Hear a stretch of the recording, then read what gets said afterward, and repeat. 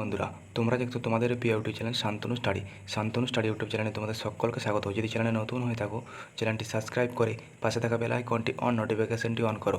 চলো, আজকের video topic হলো এসএসসি জিডি কনস্টেবল যে নতুন বিজ্ঞপ্তি জারি হয়েছে, সেই বিজ্ঞপ্তিটি বিস্তারিত আলোচনা করতে চলেছি।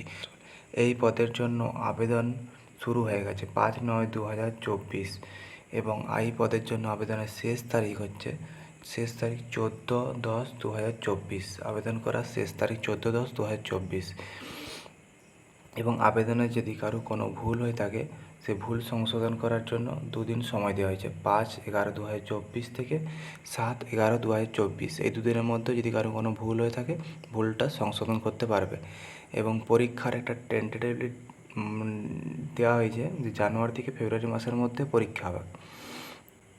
সিলেকশন প্রসেস কী রয়েছে? ফার্স্টে কম্পিউটার বেস এক্সাম হবে।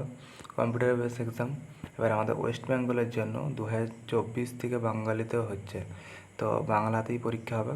বাট যে হিন্দিটাকে, ওটা হিন্দি আর ইংলিশে হবে, হিন্দি অথবা ইংলিশ। বাকি যে 3টা ম্যাথ, রিজনিং আর জিকে, ওটা বাংলাতেও পাবে। হিন্দি যারা দেবে হিন্দিতে হবে, ইংলিশে করলে ইংলিশও। বাস গ্রামার পোর্শনটা হিন্দি অথবা ইংলিশ, বাংলা থাকবে না। চলো, ফার্স্টে কম্পিউটার বেস এক্সাম, তারপরে হচ্ছে পিএসটি আর পিইটি, ডিএমই এবং তারপরে আরএমই, তারপরে হচ্ছে ডকুমেন্টস ভেরিফিকেশান, তারপরে হচ্ছে ফাইনাল মেরিট লিস্ট।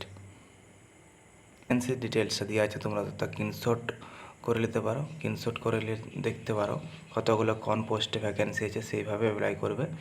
তো তোমাদের যেটা যার ভালো লাগে। তো ফার্স্ট হচ্ছে এবং আমি টোটাল ভ্যাকেন্সি হচ্ছে প্রায় 40,000, 39,481টা।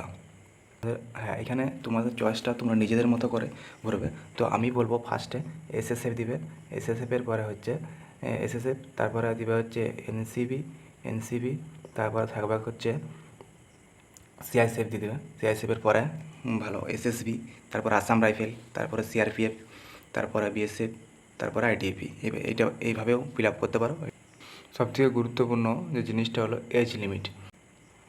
জেনারেল ক্যান্ডিডেটের এজ লিমিট হচ্ছে 18 থেকে 23 এবং এজ কাউন্ট করা হবে 2/1/2002 থেকে 1/1/2007। এবং এসসি হচ্ছে 5 বছরের, ওবিসি হচ্ছে 3 বছরের। এডুকেশন কোয়ালিফিকেশন হচ্ছে মাধ্যমিক পাস। এনসিসি, কারো যদি এনসিসি করা থাকে, এনসিসি করা থাকলে একটা নাম্বার পেয়ে যাবে। এনসিসি সি সার্টিফিকেট করা থাকলে টোটাল 160 নাম্বারের 5% তুমি পেয়ে যাবে। এবং এনসিসি যদি কারো বি সার্টিফিকেট থাকে, তাহলে সে 3% পেয়ে যাবে। এবং এনসিসি এ থাকলে সে 2% পাবে। টোটাল 160 নাম্বারের 2%। যে এনসিসি সার্টিফিকেটটা তোমাকে আপলোড করতে হবে, সেটা 1/1/2025 হচ্ছে তোমার আগে ইস্যু হতে হবে এখানে। এবং অ্যাপ্লিকেশান ফি হচ্ছে 100 টাকা। অ্যাপ্লিকেশান ফি দিতে হবে, পে করতে হবে 100 টাকা। এবং হচ্ছে মহিলা ক্যান্ডিডেটের জন্য হচ্ছে ফ্রি, কোনো ফিস লাগাবে না। আমাদের ওয়েস্ট বেঙ্গলের পরীক্ষা করতে হবে। ওয়েস্ট বেঙ্গলের পরীক্ষা হবে হচ্ছে এখানে হচ্ছে কলকাতা আছে, শিলিগুড়ি আছে। এরপর আমি সিলেবাস সম্পর্কে আলোচনা করতে চলেছি, যে কম্পিউটার বেস যে সিবিটি এক্সামটা হবে তার সিলেবাস কী হবে।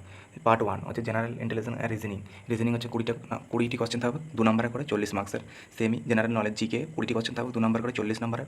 এবং ম্যাথামেটিক্স হচ্ছে 20টি কোশ্চেন থাকবে 2 নম্বর করে 40 নম্বর।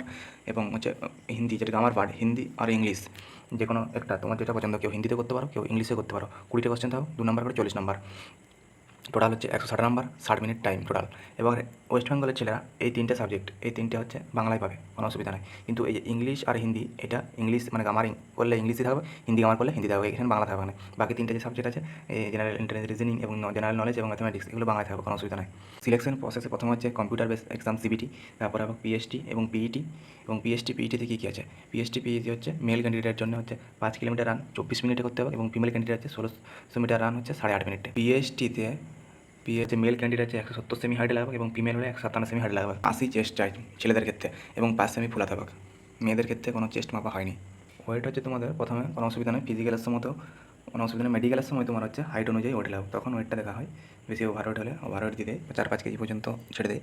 তারপরে যদি ওভারওয়েট হয় তখন ওভারওয়েটে বাদ দিয়ে দেয়। গুরুত্বপূর্ণ যে পয়েন্টগুলো ছিল সেই পয়েন্টগুলো নিয়ে আলোচনা করলাম।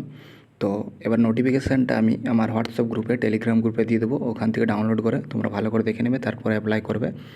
তো ভিডিওটা এখানেই শেষ করছি এই বলে, যদি ভিডিওটা ভালো লেগে থাকে চ্যানেলটা সাবস্ক্রাইব করে পাশে থাকা বেল আইকনটি নোটিফিকেশান অন করো। চলো, থ্যাংক ইউ।